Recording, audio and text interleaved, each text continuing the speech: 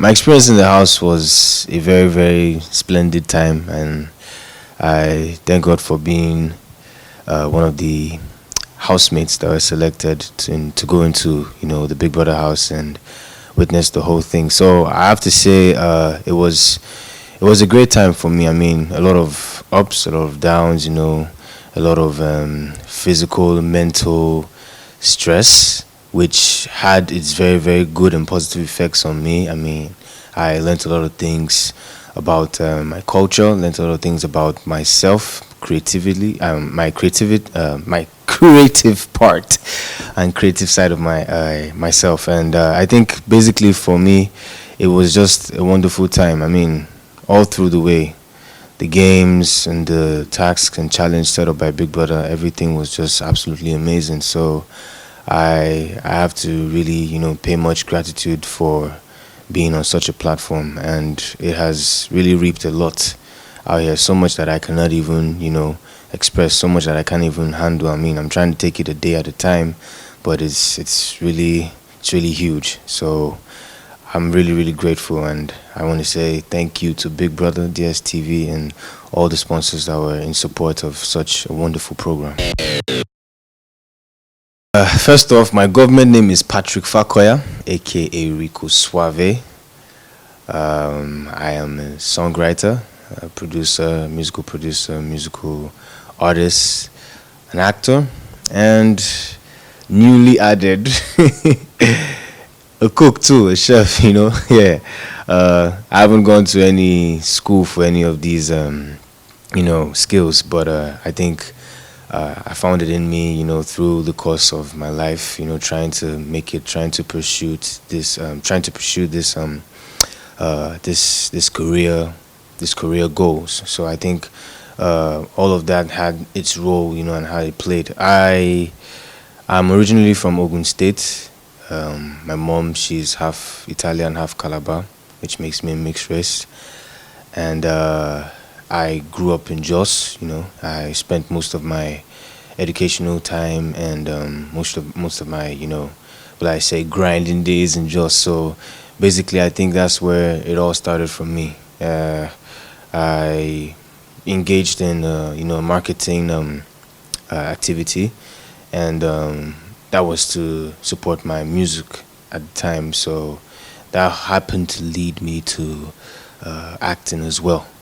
And from there, I've always wanted to cook. I always loved to cook. Right from when I was small, I always play with my toys and stuff. Imagine that I was making a pot of soup with sandstones and leaves from any tree or any plant I saw around me. So I think basically that happened to add to that, fueled the whole passion. Plus the fact that my mom would discipline me and ask me to do dishes, and stuff like that in the kitchen, and I watch her cook.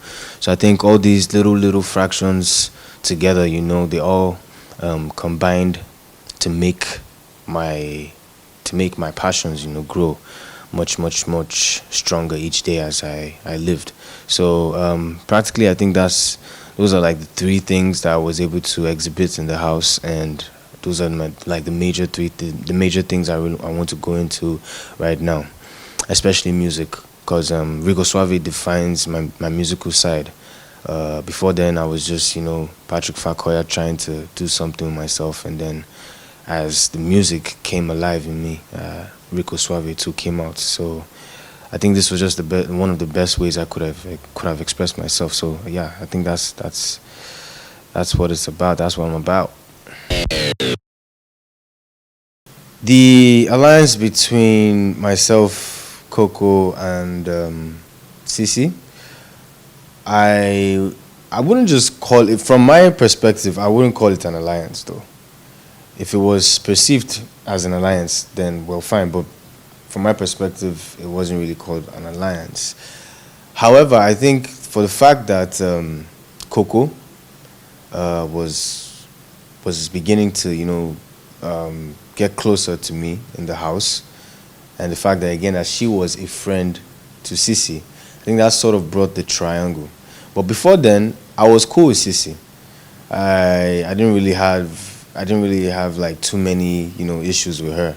It's just that I didn't really understand why sometimes her mode of approach was aggressive, and I think that's very understandable to who she is. So basically, when Coco came into the house and when she won the head of house, um, she was in the kitchen frequently. And before her coming, I was always in the kitchen frequently. So I just saw that this time around, someone got there before me. And she started making a lot of, moves and activities in the kitchen. So I was like, okay. I wake up in the morning and the next thing you're already cooking food. And I'm like, oh, you're cooking? She's like, yeah, she's cooking food for the house. I'm like, okay, cool, no wahala. But then again, I realized that for the house doesn't look like it's all for the house. For the house looks like she's cooking for just, a number of people. And then she would say that um, some people don't want to eat her food, and then she's just making for those who want to eat and stuff like that. And I'm like, cool, but usually me, I cook for everybody. I don't do, one side or this side. So I think somehow, because of that, there became we had a little like division in the house. We began to see a little bit of division, and that was not genuinely her fault, entirely her fault. Before she came, there was an incident where Sissy had cooked for herself, and just let the rest of the house, eat on whatever they find, in the kitchen and stuff. So I think for the fact that for the fact that I decided to chill back, I think that's what caused that division that happened in the kitchen. But me and Coco and Sissy were cool. It's just that I don't know what happened though. When Coco first came into the house, she was not against Sissy, but there was issues between them, and there were a lot of differences between them. However, those differences died, and it became like they sort of bonded so closely to each other, and that brought about a new friendship between them. So it almost looked like a tag team. And at the other hand, I was getting close to Coco at the time, so it almost looked like it was an alliance, and I don't know, it was like almost it almost looked like a war, and everybody was gathering up their players for it to happen.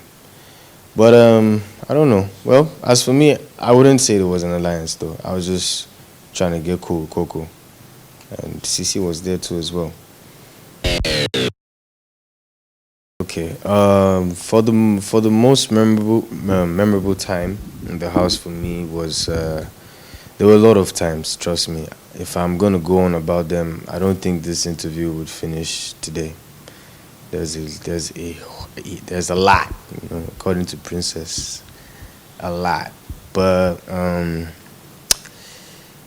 I think it has to be the silly week for me when we're all in the when we're in the ring, and Big Brother had us dress up in some sumo and boxer costume, and we're just throwing punches at each other and trying to wrestle ourselves out. That was really funny for me, trust me. Uh, what else again? The parties, the vibe, the energy. When the DJs came, when Jimmy Jat came, that was memorable for me. And I went overboard. I lost my control on the booze, mixed a couple of drinks, and it turned out to a volcano party afterwards. So, all crazy things. But regardless of all the ups and downs that happened, it was a great time for me. About the pairing between me and Anika. Pairing between me and Anika was, it was, I wouldn't say it was a default, but it was almost like, yeah, it just had to be. Like Big Brother only deemed it fit for, the housemate that was not chosen by, I was rather rejected by, another housemate will have to pair with me, the last guy. So at first, I wouldn't lie, it felt like I'd lost all my whole self-esteem, because I figured that okay, maybe probably at least 3 or 4 of the girls would run at me, but nah, man, nobody came. So it was kind of very. I felt wavy about it, trust me. But then again, I remember that, listen, you're in a game and this is your strategic partner. You have to make it work. So try and do whatever possible, try and work with this person, coexisting, so that you guys can work strategically in order for you to hit, to play the game. Actually, from the onset, I felt that was how it was going to be. This would be my partner to probably the end of the game. Maybe that's the theme of calling it double wahala. The fact that you're paired, it's supposed to act as one. Stuff like that. So I did what I could do to make it work between me and Anika, and I think it came out well at some point. It did. At first, it was a little bit shaky because we're still trying to understand each other. But then again, as we progressed in the whole game, we began to get stronger until when we had to switch to Bamco, and sorry, it was when I had to switch from Rinika to Bamco. My experiences with Bamco was great, was good. I mean, me and her, we had a fun time being partners. It was very, very nice for the both of us. And during the Pepsi challenge, we tried to pull up a stunt on the team Lifu, because we knew that they were working really hard and we knew that they were looking like possible winners. So we tried to play a prank with, like, these guys, they have a very, very comfortable mat. We have to go and disturb them because we don't have a mat. So we tried to play a prank on them, which turned out to me getting comments from Ifu like, go grate some onions, go chop some peppers, and stuff like that, which was very, very, it was funny, and it was also something to experience. I think after the game had changed again and Big Brother did the reset, being on my own, I had to think about it like, okay, wow, now you're on your own.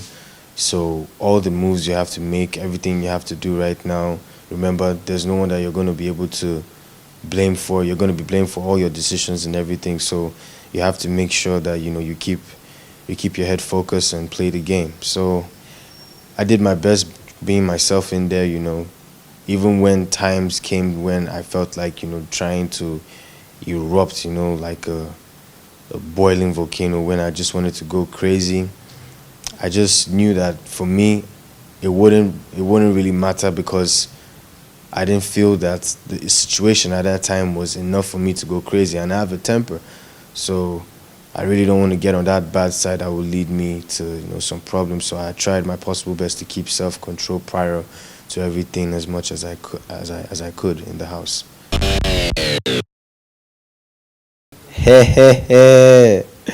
I know Miracle, he hated me for a while because of that. He actually thought it was a task. But eventually, me and Princess, the first time we ever met was in the house. Like, I didn't know her from anywhere. She didn't know me from anywhere. So the first time we met was in the house. And I don't know, somehow, I think that was just an act of our levels of, it was like an act of our spontaneous levels, how spontaneous we were. Because when I got into the situation, she was already having a discussion about her boyfriend. Somehow, I heard the conversation and I heard where it was leading to. It was leading to where, she was getting to like a climax of the story at that time, and everybody was so engrossed in it.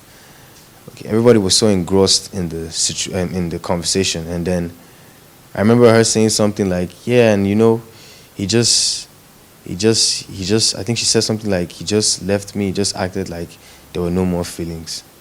So I was like, everybody is so intense, everybody is so concentrated right now.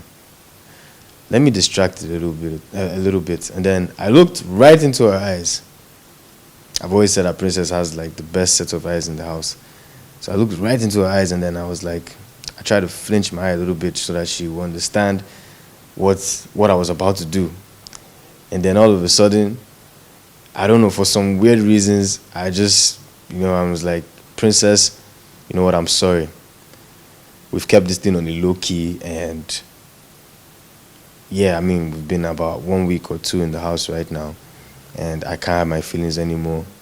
I'm sorry for what I did. I was just acting and following up on the conversation, and then she decided to pick right back up from where I dropped it. And then everybody was like confused. Everybody was like, yo, what's going on here? Are you guys serious? Like, is there a real life couple that existed from outside of the house, which is now inside the house. Everybody was going ballistic. Everybody was going crazy at that point. And it worked. We acted it all out, and then at some point, she made comments like, I don't want to ever see you again. And then me, I'm like, you know what, it's not going to work because we're in this house together. We're going to see each other. The more we see each other, the more we're going to continue feeling for each other. But you know what, I don't want this anymore. We were just just riding through. And then I called her to the side, somewhere just to isolate her away from the crowd, from the house. And I was like, hey, you know what you're doing, right? And she was like, yeah. Do I know what I'm doing? I'm like, yeah, too. And then she's like, okay, do we keep on doing it or do we just diet? And then there was a bit of juggle. So when we looked at some few reasons, like I had reasons in the sense that I was thinking that, let this not affect relationships that we have with other housemates. I don't want them to see, I don't want it to come, I don't want maybe, who knows what could blow our cover. It could, anybody could blow our cover. Maybe, I don't know what could blow our cover, but maybe if something blew our cover, then the whole house may think we're fake. That's the aspect I was coming from. I didn't want them to see us that way. But I asked her this question. I was like, what do you think is advantageous to this scenario right now, to this role that we want to play? I couldn't really get an answer at that time from her or from myself because I didn't really understand the whole dynamics of the game at the time. So she was like that, you know what, if I don't want to do it, it's fine. I was like, okay. Well, let's blow the cover. So that night, we made an announcement to the house and we told them that it was a lie. However, Miracle thought we're still faking. And then he called me. I remember him asking me that, bros, now Biggie give you task. And I was like, Miracle, Abba, now you be my guy. Now I don't suppose, if not lie, I go tell you it's not lie. If not true, I go tell you it's not true. Nothing, don't worry, it's not true. But he didn't believe me at some point. I think we've gotten over that now, so yeah. Before the house, like I already said this, I and Bamm-Bamm, we had met on professional terms, and I just only got to know the creative side of her, which was her musical side. The fact that she has a very amazing and wonderful voice, undisputed vocals. Bamm-Bamm is a very good vocalist, that's for sure. And because of that, you understand, I probably maybe summed it up I probably summed it up to other previous female artists, which I've had to work with, stuff like that. So I thought maybe that would probably be her type of person. Going into the house now, I realized, okay, you just know her from that aspect. What else do I know about her? And I couldn't say much. That's the truth. But somehow, in the house, she had this persona that was very soothing and very relaxing. And I said, okay, cool. That's her person. That's who she is. Maybe that's how she sounds. All right, but I mean, everybody has opinions. Opinions are like, permit me to say this, assholes. Everyone's got one. And so people will definitely have opinion about you from your, approach and from how you present yourself. So the way she presented herself, probably somehow maybe people thought it was fake. Because, how could someone sound like, so soothed and everything? And doesn't the person get mad and like change up the tone of how you speak and stuff like that? I mean, those were questions that were running through people's minds in the house at the time. But hey, that's who Bamm-Bamm is, okay? And I feel that, for me, I wouldn't say it was faking. For me, I just felt that maybe there was something, like maybe there was, at the time though, which was the beginning of the game, maybe there was some extra sides of her, some parts that she was keeping. Because I mean, this is Bbnaija. We Naija people, we have our core, we have the way we demo, we have the way we behave. That's our people. That's one thing that is really great about us. The fact that we're able to, to bring something to life. Like, Nigerians are very, very lively people. So I was just thinking that, okay, maybe there's one part of her that she's just keeping. She doesn't want to be lively, probably because maybe she's on this platform or whatever. I don't know. But I was just thinking that maybe she was just being reserved at those points, at those expressions. So that's why I thought it was more of like she was reserving. She was holding back. Not that she was faking. That's where I had it coming from. And I remember Big Brother had us, talk about each other, like our dislikes and likes. And I remember when I told her about my dislikes, about how I was like, you're great in everything, but I just feel that maybe there's something, something more, something that we're just not seeing yet. And I asked her to express it some more. That was all. First off, my parents raised me to be, someone who um, is very appreciative of the things that is given to oneself. And when I was a kid, I remember eating on the dining, and whenever I would leave food left on my plate and I want to go throw it away, I would get a beating for that, because you're wasting food. And the reason was, there are people out there that don't have what you're trying to waste. So why waste it? Rather give it to someone who would, use it and be happy for it. And I think that's a moral lesson that I learned, you understand, which I think everyone should know. Um, when I applied that lesson to what I saw, or what I had to witness in the kitchen, it was very aggravating for me. I was very, very angry. I was very upset when that happened, because of what I've been taught, where I'm coming from. So having to see that, I had to do something about it, and I got really, really angry. Regardless, um, cooking for everyone, cool, no biggie, no problem. I mean, it was all right for me. I mean, trust me, because I like to do it all the time, and I didn't have any issues with it. As regardless of anything, I didn't have any issues with it. As long as they ate and I saw that food was off the plate, bad or good, oh, I know that okay, the job has been done. So that was all right for me. And yeah, I mean, I like cooking most times. I feel cooking for the kitchen is like a laboratory for the chef who is the mad scientist. Now, when you mix wrong chemicals, like if you pour instead of pouring water into acid, you pour acid into water. That gives you, a different combinational effect. So it's just like how when you have your meat stock, and you want to pour it into to make stew, whatever. It's just about combinations, and when to put them, the right amounts to put, and everything. That's what it's just like a science lab for a chef. That's what the kitchen is all about. So I just thought it was part of me expressing more creativity.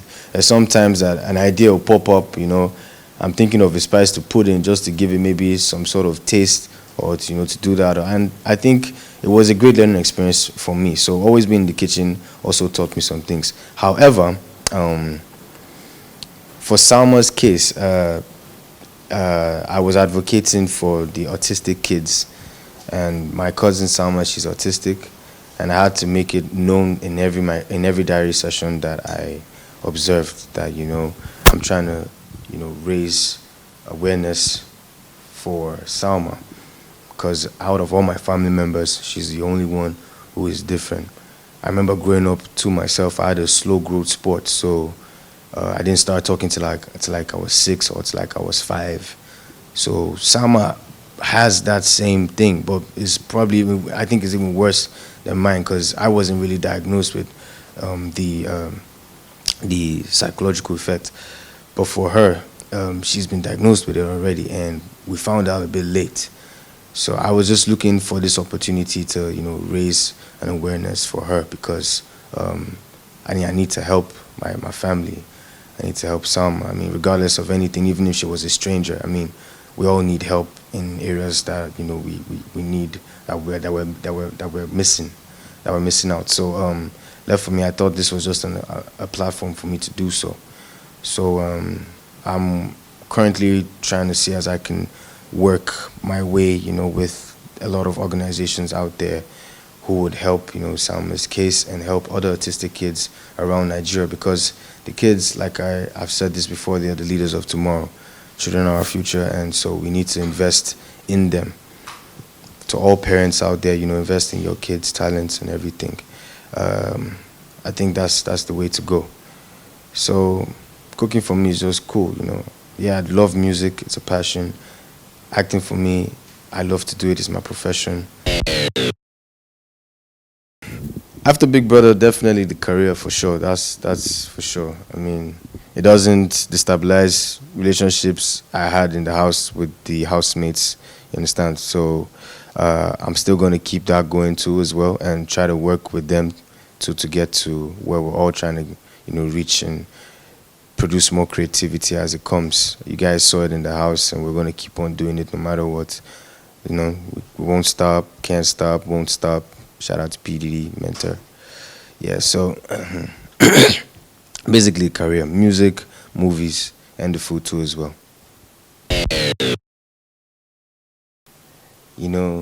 Like I'm always still saying, there is a dichotomy of what ought to be and what not to be. Said by B2. Shout out to you, bro. I'm thinking Toby and Miracle. I can't really put my pen down on one, but Toby or Miracle. Actually, Toby is my guy.